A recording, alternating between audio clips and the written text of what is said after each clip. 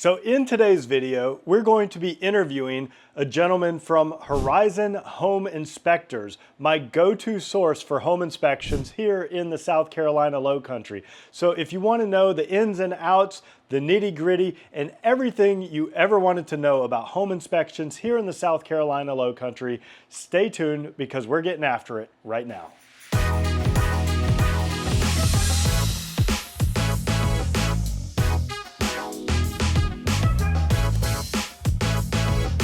Do you want to know everything there is to know about the South Carolina Lowcountry? Whether it's Bluffton, Beaufort, Hilton Head Island, or Jasper County? Then subscribe below and tap that bell for notifications so you'll be the first to know about everything happening here. My name is David Simcox, host of this channel and a local real estate agent. I get calls and emails every day from people just like you and you and you looking to make their move here, and I absolutely love it. So whether you're moving in 3 days, 3 months, or heck, even 3 years, give me a call, send me an email, shoot me a text, or you can even book a Zoom call, all in the description down below. Now, today we are interviewing Horizon Home Inspectors, my go-to source for home inspections here in the South Carolina Lowcountry. And we are going to get into the details. We're going to be looking at the nitty-gritty, the ins and outs, and everything you ever wanted to know about home inspections. So without further ado, let's jump right on into the interview with Brad from Horizon Home Inspections. Thank you so much for being on today. Thanks for inviting me. And Horizon Home Inspections is actually who I've been using ever since I've been in real estate here. They're my go-to home inspection company, particularly because I feel like they're the most thorough and they have the best reports, but a lot of other reasons, you know, relationships, they treat their customers the same way I treat my customers. But anyway, let's get started today and tell these folks, maybe they're watching from New York, New Jersey, Ohio, Pennsylvania, California. A home inspection here in the South Carolina Lowcountry, what does that cover? Well, the easiest way to go through that is South Carolina, state of South Carolina, adopted the ASHI standards of practice 7 or 8 years ago. Well, it's probably longer than that, about 10 years ago. ASHI is the American Society of Home Inspectors, and it's one of the large organizations that many inspectors belong to. ASHI has a very thorough list of standards that what is inspected and what is not inspected.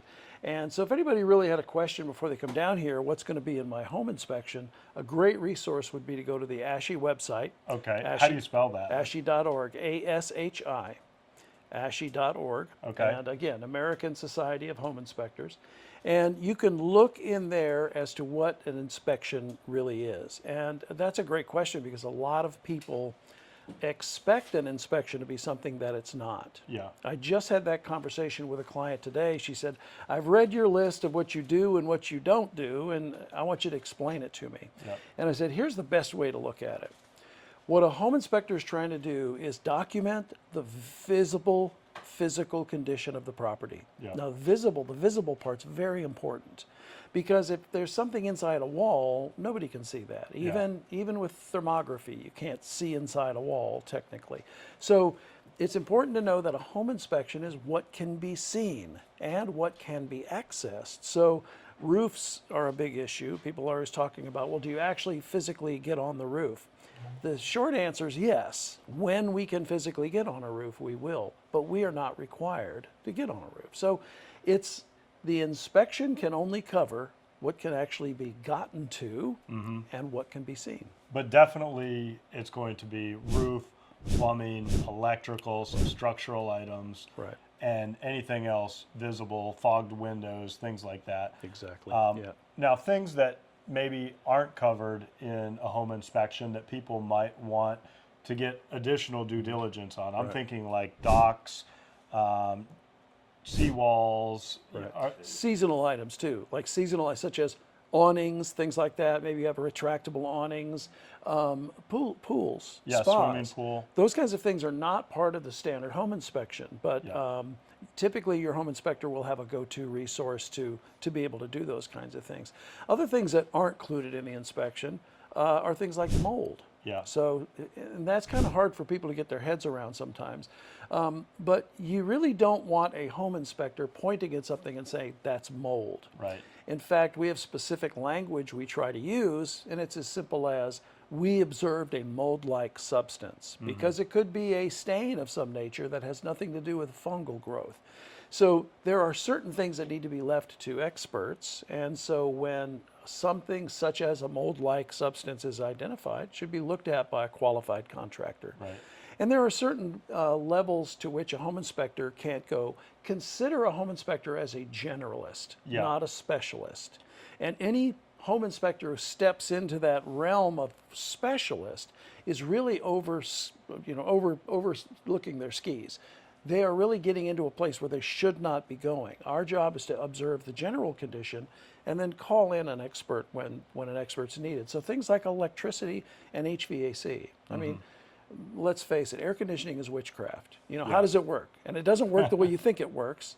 And but our job is to identify what kind of systems are there, what's the condition of the equipment, and does it work? Right. And so like on the HVAC, you're basically measuring the temperature that it's going in and the temperature that it's going Correct. out. Right. And that has to fall within a certain differential. Correct. But if it's an older unit, they might want to hire an HVAC contractor to hook up to it and see how much energy it's pulling to And that's see. exactly the point. It's the energy usage, it's the refrigerant pressures. Yeah. And we don't claim to be HVAC technicians. I can't even say it. Those guys have a specialized training and they have specialized tools. And in the course of the general home inspection, we don't have time to analyze an HVAC system like a technician would. In fact, the technician will take about the same amount of time just to do the air conditioning as we take to do the whole house. Right. So we don't have the time or the expertise. But you're right, there are certain parameters under which, if this unit is performing, it can be considered, regardless of age, because of the real estate contract language, regardless of age, as long as it works, it's considered a pass. Right. Even with roofs, I know there's some difference in contracts. Like if you're using one version of the contract, which comes from one MLS association, I won't use any names, but one says the roof just has to be free of leaks. Correct. And if there's exposed nail heads or exposed fasteners, that's not covered. But if you're using a different contract, which we actually like to use here, it's a full due diligence contract that anything you see that you don't like, we can request to be fixed. Yeah, that's a good point. How long does a typical home inspection last? Meaning, how long does it take to do the inspection, or what is the shelf life? Well, no. Because those are two good questions. Yeah, how long does it take you to do it? Right. And then I think I had a follow-up question. Is it okay if the buyers are there during that home inspection? yeah. How long does that take? And then typically how long till they get that information back? And I know the answer to this because I've done many of these with you, but just for the folks at home. Sure. I always tell my clients when they ask that question, how long will it take? The property will dictate how long it takes. Okay. So on average, in normal conditions, a house of say 2,000 square feet is going to take about 2 hours to inspect. So I mean, you can almost go an hour per 1,000 square feet, and that's pretty typical. However, if it's a newer home, it might not take quite as long. If it's an older home, it could take much longer. So the time it takes to inspect the property is really dependent on how much information needs to be gathered and dictated. And sometimes things aren't in our system. We have to sit and think about how to phrase something. So that takes more time. So typically, I would say on average, go an hour per 1,000 square feet, and you'll kind of have an idea of how long it might take. Okay. So delivery of the reports is today's technology. Most home inspectors, well, I should say all home inspectors, use some type of a system. And there are many different systems that are available to us. We happen to use a system called Horizon by a company out of Toronto, Canada, called Carson Dunlop. I actually stole their name because I just thought it was a great name. Nobody was using it. So we use the Horizon home inspection software, and that allows us to edit our reports, publish our reports, and get them out the same day that we do them. Yeah. And then as far as do we like visitors on hand? The answer is you're paying me for an important service. And yes, you have a right, I think, to be there, to be part of it. What we recommend to try to create a happy medium is come towards the end of the inspection or towards the middle, because before I enter the house, you know more about the house than I do. So Yeah. give me a chance to kind of catch up and find out what's going on. I can't offer any meaningful information on what condition the house is in until I've spent a little time in there. Yeah. And another thing I caution my clients to do, and everyone on our team, we caution our clients, don't expect a 100% roundup at the end of the inspection process, because I still am not fully satisfied that I know everything about a house. We collect the data, we immediately go home to our home offices, and then we edit that data into the published report. It's one of my inspectors called it combing, which I love it. We go back and we comb the data, and we get everything in order, get it nice and neat, and we figure out, does what I have here mean more than what I saw in the field? Are things being connected by the different data that I collected? So what we say is, my professional opinion is complete when I publish the report. Right. Before that, it's just highlights. And one thing I love about your reports is you kind of have like the Cliff Notes version, Right. and then you've got the encyclopedia version. So for people that want an in-depth thing, Right. sometimes these reports are 70, 80 pages long, but then you also give me as the agent a Cliff Notes version. Like, Right. here's the things we need to be afraid of. Right. And then there's an interactive tool where you can actually go in and you can check off each box, and you can say repair, replace, or you want an allowance for this item. And then you can republish that as a PDF and send it to the other agent and say, okay, here's our requests. Yeah. And it has it in a very concise, easy to use format. But you summarize the main points. Yeah. But if somebody wants to read through 90 pages of information, they can. Well, you mentioned in the beginning how thorough you feel like our reports are, and that's a double-edged sword for us. Yeah. For everything you just said just now, you would think somebody's paying an average of $500 for a report. They want a big, long report, but that's not true. A lot of people want it to be short, to the point. So we came up with a way of using the software that the designers didn't intend, and that is to create that executive summary. We call it an action list because we want it to be very specific.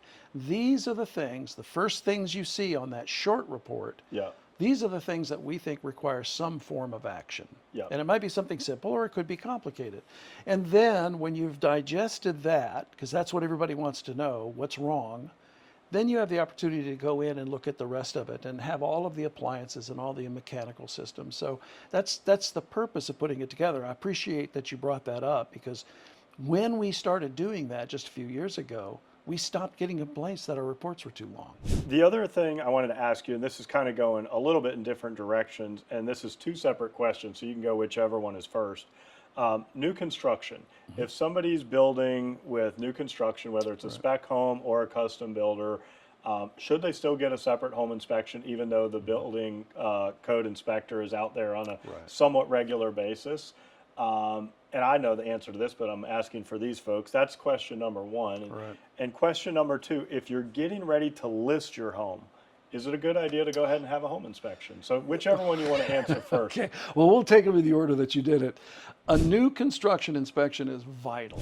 It's vital to do that, because it depends, even whether it's a custom build or a production build, like one of the major production builders, and you pick a lot, you pick a house, and then they build it, you're not going to get their attention again after closing.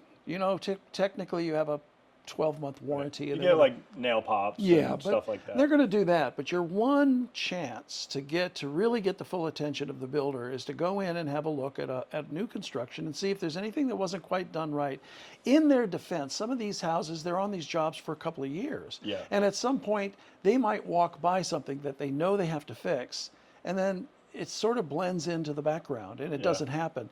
Bring in a fresh set of eyes to look at it. We're not there to say they built the house wrong. Let's get that, because we're not code inspectors. Home inspectors we are not code certified inspectors. So we're not looking to see that they necessarily built it right.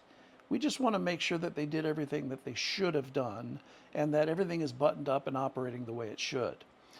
And then the other side of that, the question about, if I'm going to put my house on the market, this is such a great question. I'm going to put my house on the market and put it up for sale, and with prices these days, it's a pretty big opportunity. Why would you wait until you get a buyer on the other side who hires someone like me to come in and look. Why wouldn't you want to know that when you put the house on the market? And go ahead and take care of stuff. Or choose not to and say, we know this condition exists. You disclose it. And we're not, by whatever language of whichever contract you're using, we don't feel it's our responsibility to fix it. If you want our house at this price or a negotiated price, then deal with it. But knowing it, information is important. Knowing that, it takes all the mystery out of that, and you're not waiting in the 11th hour to see what the home inspector said. And you can get it done on your timeline with the people you want. Yeah. And you're not going to get beat up over price, you know, because everything's more expensive at closing time. Yeah, you're in a rush, you're in a hurry, you got to get it done. Whoever quotes you whatever price, you're going to take it because you need it done within a couple of days. Try to get a plumber in 3 days. It's not going to happen. So, that's one of the most vital questions, that you should know the condition of your house when you're putting it on the market. And for realtors should be asking their selling clients, do you want to consider this as an option? So I always do. I always say, hey, if you're going to list your house, I recommend we have a pre-listing home inspection. Yeah. And in some cases, even a pre-listing home appraisal, you know, because I'm going to give you my opinion of value. Right. But why not get a third opinion from somebody that the bank goes to? Exactly.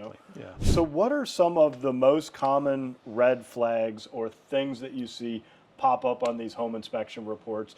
Maybe that are in home inspections in general, but maybe some that are specific to the Lowcountry. Well, water's our enemy. Okay, so water is the enemy of all houses. Water, and then combined with wind. So stains are the number one thing that just jump right out typically.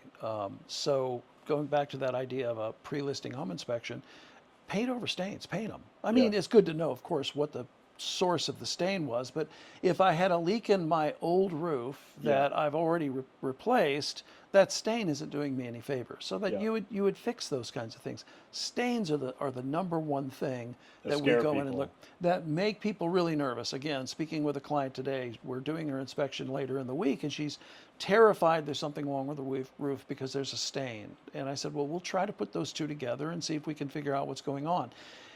Had that been addressed, and very likely this roof was replaced 5 years ago, and that's an old stain that everyone would have benefited if it had just been painted.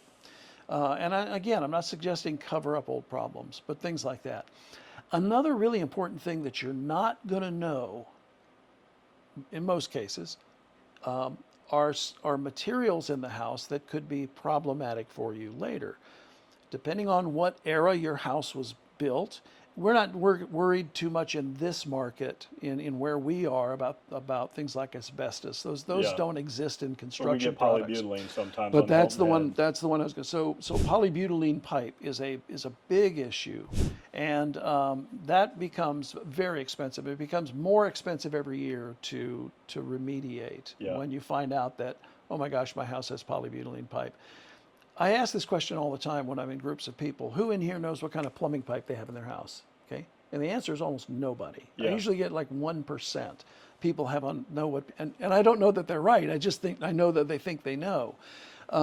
There are materials like that. There are issues like that can become really problematic. Right. For example, even if they don't leak, your insurance carrier is probably not going to insure for water leaks if you have polybutylene. Exactly. So they'll go ahead and write the insurance policy. Right. But then if you had a leak, they're not going to cover the damage. So you pretty much, you can close on the house, but you really need to get the polybutylene switched out right after closing and then have the insurance provider rewrite the policy. Wouldn't it be nice to know that in advance? Yeah. You'd like to know all these things are coming your way.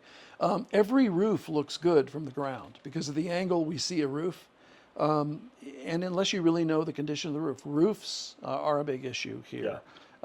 Because again, the heat that we have and the rain that we have really breaks down asphalt and the weather. shingles. I mean, we are in a hurricane area, you know. Yeah. So the roof condition is a big one too. And then when you get into exterior siding, things like masonite siding, which was a siding that was used up until, I would say, the mid-1980s around here.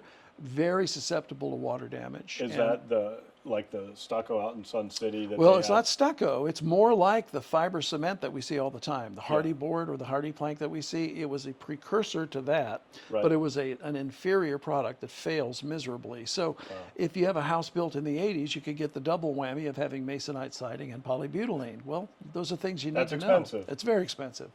So, and when you get into stucco too, stucco is a huge issue. We see a lot less stucco these days in newer construction just because of the problems that stucco can have. Not that they all have, but they Right. can have. But they could get moisture behind it. Is that what Right, and the problem with stucco, or even whether it's what they call synthetic stucco or EIFS, EIFS, exterior insulated finishing system, or hard coat cement stucco, when moisture gets behind it, you don't see it. You don't see stains outside. That grows inside the wall and becomes a much bigger problem before you know you've got a problem. So be very aware when you're buying or selling a house that has any kind of a hard clad surface to know what it is and what might be a Right. problem. And that is one of those extra inspections that you could pay for. Like we talked Correct. about a seawall, we talked about a dock, Right. we talked about Well, a swimming pool. So you could have someone scan Right. the stucco itself to see Exactly. if there's any abnormalities. Somebody who specializes in that, and there are specialized tools from thermography to drilling and moisture meters. So there's a lot of methods to see if there's a problem with the stucco, whether it's your house you're selling or house you're buying. The exterior cladding is really important. Roof, exterior cladding, plumbing materials, things like that. What about termites? While you're in the house, are you looking for signs of termite? I know they have a separate inspection, Right. which is called a CL100, Correct. which if you're having financing on your property, the bank requires that you have a clean CL100, which is Right. termite and wood rot. But they're not necessarily looking in the attic. And you guys That's do correct. get in the Right. attic. So you're kind of keeping an eye out for some of those things? Or Right. Well, the form that you're referring to is called the CL100. So everybody calls it the CL100. The actual title of that form is the South Carolina Wood Infestation Report. So it's much more broad. Everybody calls it the termite report, but it's much more broad. It's any kind of wood destroying insect, any kind, plus fungal damage. So Okay. they're even looking for mold and things like that. moisture content in the crawl Correct. space? Absolutely. So it's a really important letter that because it's only a page long, people tend to think there's not a lot to it. It's a big deal, and the guys that do that are specially trained for that. The Yeah. people that do that are specially trained. The answer is yes. We are also looking for that kind of damage, Okay. but we're not necessarily looking with the same eye that licensed applicator is looking for. To be able to do a South Carolina wood infestation report, a CL 100, you have to have special licensing to do that. And so we're looking for some of the same things, but I'm also looking for a lot of things they're not looking for. So what I really like is to me, it's an added support to have somebody doing a CL 100. Because they might see something in a corner, and often we're in crawl spaces together, and they'll say, "Hey, did you see this over here?" Yeah. Very helpful. So that's an important thing. But so if we see something that looks much like mold, we won't call it termite damage, but we'll call it damage by wood destroying insects. Right. So that we're not leading somebody in the wrong direction for remediation to find out later it was whole house beetles or something like that. Right. And even with like the mold thing that you talked about, Right. you said it could be mold, and sometimes mold can be like mildew or whatever from a ventilation fan or whatever. Correct. And you have to be careful what you say, because some people will freak out and they Right. hear mold and they think it's a dangerous mold. Right. But then I had another agent that I did a deal with, and he's like, "David, there's like 300 to 500 kinds Yeah. of mold or whatever, Yep. and 98% of them are not dangerous, and there's Correct. like 5% of the molds out there that are hazardous to human health." And unless you're- every house has mold of some sort. Unless you're otherwise susceptible to breathing issues, then Yeah. even the most minor of those things, even dust, can create problems for you. But let me tell you this: if you have an air conditioner in your house, you got mold. you got mold. You got some kind of mold. There is mold in every air conditioner that exists. Yeah. Because it's a moist environment. Yeah. And it's housed in a very hot space. So most of our ductwork and our components, our HVAC components, are in the attic. So there is some mold associated with all air conditioning. It's not necessarily something that's not healthy, Yeah. but there's always, so that's why you have to be careful. Everything you said, that of the 400 types of mold, everyone thinks the mold they have is the black mold and their skin's going to fall off. That's just not the case. It's more the opposite. What is the scariest thing you've ever uncovered in a home inspection? Have you ever like saved somebody from like what's that movie the the one about the house where everything falls apart? Oh, the money pit. The money Yeah, pit. the money pit. Have you ever saved somebody from a catastrophe? I had a case a couple years ago where I'm crawling around under this house, which I already knew had some serious problems. So when I'm in the house, I already know what I'm going to go looking for when I go under the house. The entire house from inside felt like it was sinking in the middle. The whole house was sagging towards the center. It was an older house, and it had a big central hall, which was kind of typical of an older house. And I knew that something was going to be amiss. I think I know this story. Under the house. This is my deal if you're talking about the one that I'm thinking about. No, I know what this is. You weren't in on this one. And when I got under the house, I discovered that from a leaking air conditioner, actually, over years and years and years, it had rotted all of the structure under the house. Oh, wow. Every bit of structure that was holding the house was completely broken. And it was just like a sponge. It was like mush. Wow. There was literally nothing holding the center of this house up. And so I just backed out very You're slowly. like, this thing's about to collapse. Sure, there was no doubt in my mind it was about to collapse. And I took this to my client who had looked at several houses, and he said, well, what do you think? I said, this is a real problem. Fixing this is unimaginable. You're talking a couple $100,000 to redo the substructure.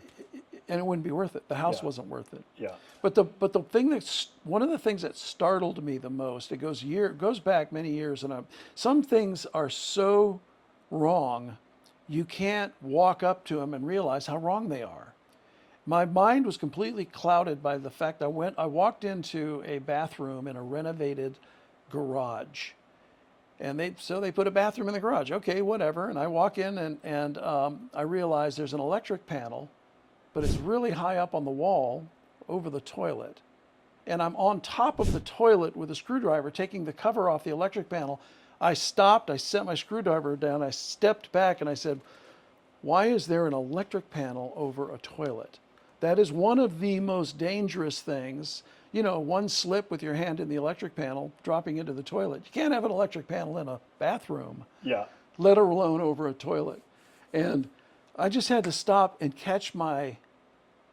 I had to let my brain catch up because it was so wrong, I shouldn't have even approached it. Yet I didn't even see it until I'm standing on the toilet to take the cover off the panel. And I thought, a long time ago, and as a lesson learned to, be very aware of everything that you're doing. Wow. But it can be a very dangerous job. I've lost the tips on screwdrivers when the wires exploded in the panel. And, oh my God. And there's terrible things that can happen. It's a very dangerous job, and people need to understand too that, well, why does that cost me so much? Well, there's some risk. Yeah. So I had a similar situation, and I think you guys did the inspection on this, and I will not include some details so I won't give away this house. But there was a particular house. It was a high value house in a specific waterfront location, and it had a high moisture content in the crawl space, and somebody had taken it upon themselves to try to rectify it instead of calling the right company, and so they wrapped it in like plastic and they put a dehumidifier under there, and they left the dehumidifier for weeks on end. And we saw the same thing. We're walking in the house and it looked like the back of the house was starting to fall down, and we're like, what is this all about? So we crawled under the house, and the home inspector, and I think it was you guys, and the entire substructure, whatever you call that, was completely dried out and crumbling because they had removed all the moisture from all the wood, and like literally the entire bottom of the house was dried out and crumbling because they tried to rectify the situation.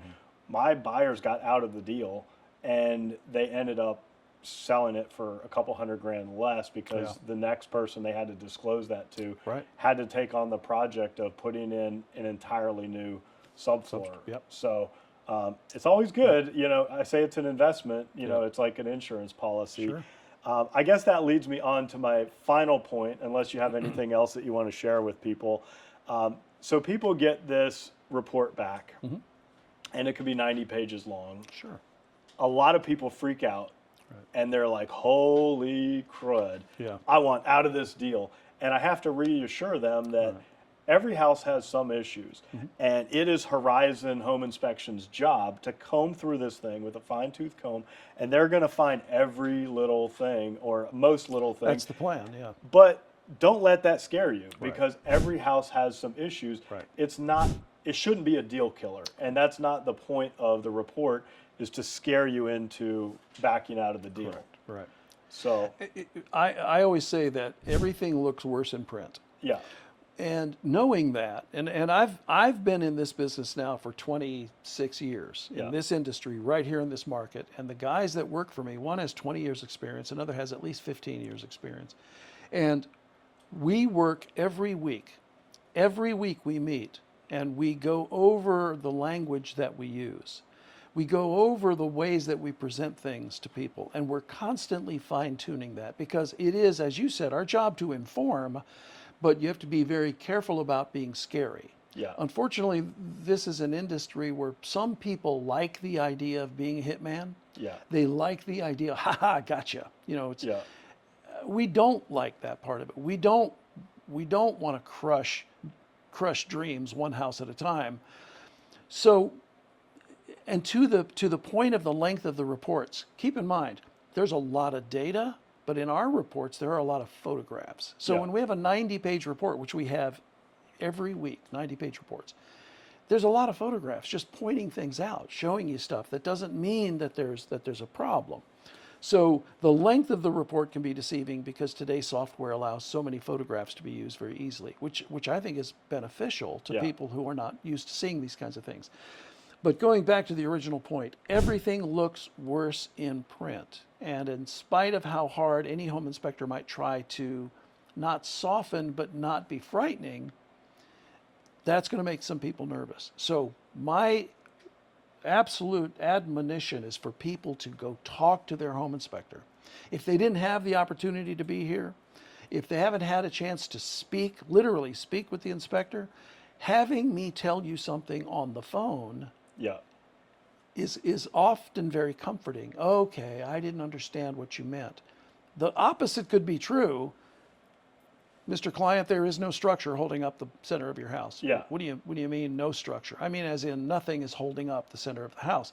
I need to be able to articulate that in a way that's meaningful. Yeah. Oh, well, we'll just put a new pier under there. No, you won't.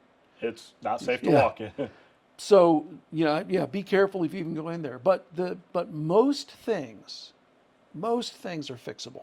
Yeah. And most things aren't fatal, and most things should not cause you to run away from the house. Collectively, a dozen of those things might make you nervous, but spend time talking to the inspector, talking through it. And I don't think realtors should be given the burden, which oftentimes they have a relationship with you, but not with me. Yeah. So I tell them to call you. They might want to come talk to you and get you to comfort them, but let's get the inspector in on the conversation. Yeah. And certainly you want to be there so that you can know what he said was, but have that conversation with the inspector. And when it's important, I'll tell you. Yeah. If I say bullets are coming, you better duck. Otherwise, let me explain what the path forward is, and not necessarily tell you how to fix it, but tell you that it is fixable. Right. Okay. And maybe to give them an idea for how urgent this Correct, is, right. and how, if there's a danger involved or Right. whatever. Yeah. And then the next step, of course, is either we renegotiate the contract, Right. the price, or we get a concession to fix it after closing, or we ask the seller to fix it, or you let it ride. If you're okay with it and it's like, okay, we got a little cracked tile here, Right. or a little bit of missing caulk around the tub, Right. big deal. Let's move forward. Let's close the house. But, Exactly. Yeah. So any last words of advice? Say somebody's moving here from far away. What would your advice to be to them in regards to home inspections, due diligence, and just kind of covering their butt. Like anything else, I'm sure the term is overused, but it's the biggest purchase that you're going to make in your life. Yep. Okay, even if it's a second or third or fourth home, it's still a huge purchase. Know who you're hiring. Yeah. That's the one thing that I wish people would do a better job of. Know who you're hiring. Odds are you probably talked to several realtors before you decided David's the guy who speaks my language. Yeah. I feel comfortable that he knows what he's doing and that he knows this market and he's going to help us find the right place. You should be doing the same thing with your home inspector. Find out about their credentials, because there are a lot of things other than just having a home inspector's license, which, by the way, is not easy to get. Okay. It is difficult, it's cumbersome, it's a complicated process, and the test is serious. So that they have an inspector's license is a really good thing. Make sure they have an inspector's license, because there are people practicing in the market who are not home inspectors. It does happen, just like in any other profession. And then make sure that they are insured. Yeah. They should have some level of insurance, definitely general liability in case they damage something. If it's a multi-inspector firm, they should have workers' compensation. You don't want this coming back because one of the inspectors got hurt on your job. You need to have some type of errors and omissions insurance. Insurance is not required by law for home inspectors in South Carolina, but make sure that your inspector has it. And then the last thing that, when I'm talking to new realtors especially, because I spent a lot of time with the Realtors Association helping new realtors kind of get started, I want to introduce my industry to them in a way that I think is going to be helpful for them down the road. Make sure they have a business license in every municipality in which they work. Yeah. So in this market, that's Hilton Head and Bluffton and Hardyville and Ridgeland and Beaufort County and Jasper County. And that each requires a separate license, business license. So does your inspector have a license to work where the home is that you're buying? So there's a checklist of things that they really should be checking. Are they qualified? Are they credible? How long have they been doing this? I might have all these things, but I've done 100 inspections. Well, I want the guy that's done 10,000 inspections. I want a guy who's seen it all before. Yeah. And so those are the questions to be asked. That's the number one thing. If you get that person, and there are many of them, there are 50 that I know of, licensed home inspectors in Beaufort County, Jasper County. There's only one that's the best. That was and on that we could go. Yeah. So if people are wanting to get in touch with you, where should we send them? Website, any social media, or what's the best way for them to get in contact I with like you? to use my website as just an introduction to me. My website's not designed necessarily for the people up in Ohio thinking about buying a house and I'm going to go find the most qualified home inspector. What my website says, horizonhomeinspectors.com, is it lends credibility to who we are. horizonhomeinspectors.com. That's correct. .com. And that lends credibility to who we are. Our profiles are in there. Our philosophy about what we do and why we do it is in there.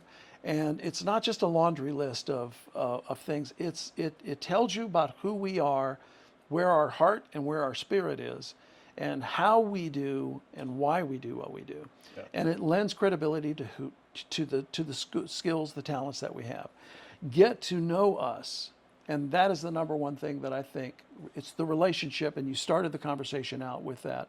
This is a business of relationships.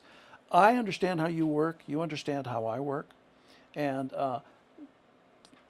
clients should know that. They should understand who it is they're working with and get a feel for, this is the person that I want doing this very important job, because you get one shot. Yeah.